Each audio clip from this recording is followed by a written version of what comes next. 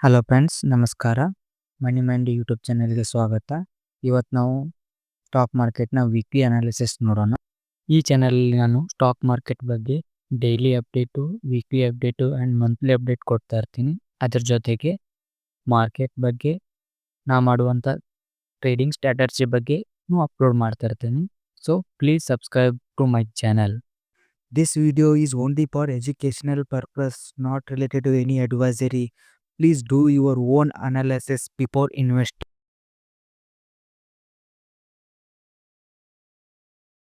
ಇವಾಗ ನಾವು start with Nifty 50 peak time ಫ್ರೇಮಿಂದ ಸ್ಟಾರ್ಟ್ ಮಾಡುವ. ಇವು ನೋಡ್ತಿರ್ಬೋದು ನೀವು ಕಂಟಿನ್ಯೂಸ್ ಆಗಿ 6 ವೀಕಿಂದ ರೆಡ್ ಕ್ಯಾಂಡಲ್ ಫಾರ್ಮೇಷನ್ ಆಗ್ತಾ ಇದೆ. ನಾನು ನಿಮ್ಗೆ ಲಾಸ್ಟ್ ವಿಡಿಯೋದಲ್ಲಿ ಹೇಳಿದ್ದೆ, ಈ ಈ ಈ ಲೈನ್ ಇದೆಯಲ್ಲ, ಇದು ಈ ಬಾಕ್ಸ್ ಕೆಳಗಡೆ ಇದು ಒಂಥರ ಸ್ಟ್ರಾಂಗ್ ಸಪೋರ್ಟ್ ಥರ ಆ್ಯಕ್ಟ್ ಆಗುತ್ತೆ ಅಂತ. ಬಟ್ ಈ ವೀಕ್ ನೋಡಿದರೆ ಅದನ್ನು ಬ್ರೇಕ್ ಆಗಿದೆ. ಸೊ ನೋಡಬೇಕು ಇನ್ನು ಎಷ್ಟು ಕೆಳಗಡೆ ಹೋಗುತ್ತೆ ಅಂತ.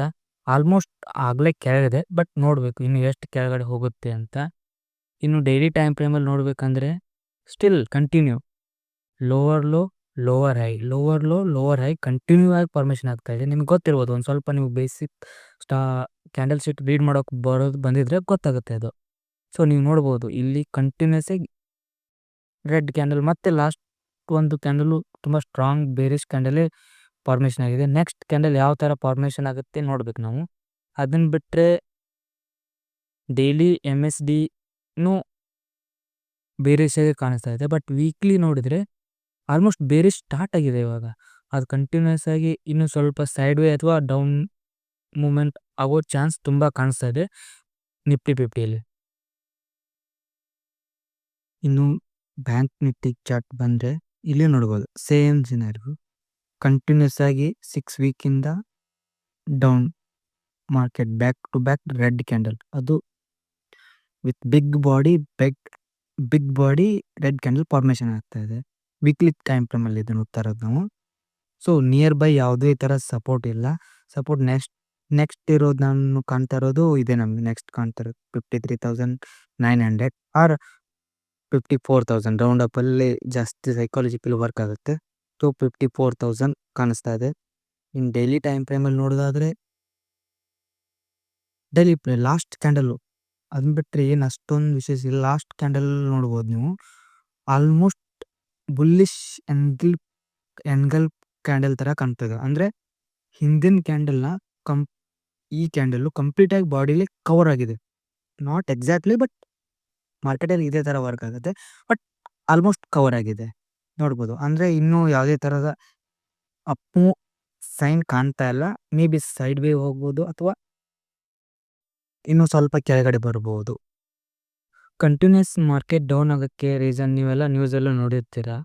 ಒಂದು ರೀಸನ್ನು ಮೇನ್ ಟ್ರಂಪೇ.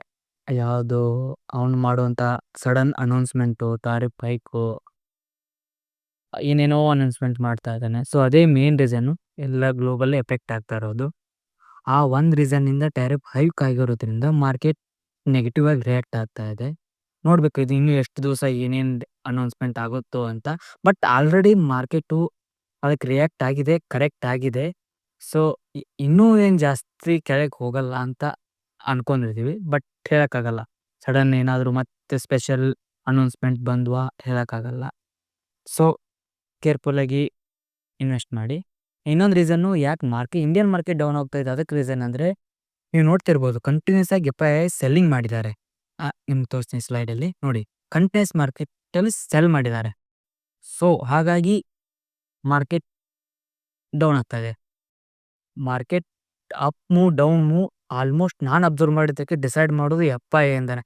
FII ಯಾವಾಗ ಬೈ ಮಾಡೋಕ್ಕೆ ಸ್ಟಾರ್ಟ್ ಮಾಡ್ತಾರಲ್ಲ, 100%, ನಾಟ್ 100%, 80% ಚಾನ್ಸ್ ಮಾರ್ಕೆಟ್ ಅಪ್ ಹೋಗೋ ಚಾನ್ಸ್ ಇರುತ್ತೆ. ಬಟ್ ಯಾವಾಗ ಅವರು ಸೆಲ್ ಮಾಡೋಕ್ಕೆ ನೆಟ್ ಸೆಲ್ಲರ್ ಆಗ್ತಾರಲ್ಲ, ಅವಾಗ ಆಲ್ಮೋಸ್ಟ್ ಮಾರ್ಕೆಟ್ ಸೈಡ್ ವೇ ಇಲ್ಲ ಡೌನ್ ಫಾಲು.